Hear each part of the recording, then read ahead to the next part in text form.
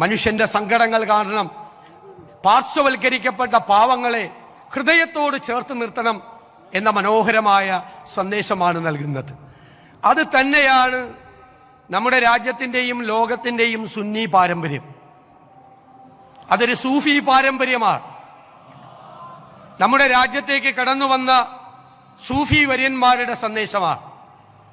മനുഷ്യരുടെ ഇടയിൽ സമഭാവന ഉണ്ടാകണം, സാഹോദര്യമുണ്ടാകണം, സ്നേഹമുണ്ടാകണം, സമാധാനപ്രിയരായിരിക്കണം എന്നതാണ് സൂഫി പാരമ്പര്യം.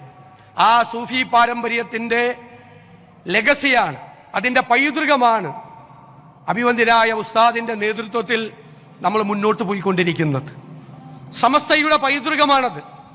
70കളുടെ തുടക്കം മുതൽ അതിന് നേതൃത്വം വഹിച്ച ആളാണ് അഭിവന്ദ്യനായ ഉസ്താദ്. ഷംസുൽ ഉലമനയുടെയും കണ്ണിയത്ത് ഉസ്താദിന്റെയും കൂടെ പ്രവർത്തിച്ച അനുഭവ സമ്പത്താണ് അദ്ദേഹത്തിനുള്ളത്. അത് കേരളത്തിൽ സമാധാനം പുലരാൻ ഈ മലയാളികളെ സഹായിക്കുന്നുണ്ട് എന്ന കാര്യത്തിൽ യാതൊരു സംശയവുമില്ല. 10,000-കണക്കിന് മനുഷ്യർക്ക് സ്നേഹത്തിന്റെ സാന്ത്വനം നൽകിയ പ്രസ്ഥാനമാണിത്. അതിന് നേതൃത്വം കൊടുത്തയാളാണ് ഉസ്താദ്.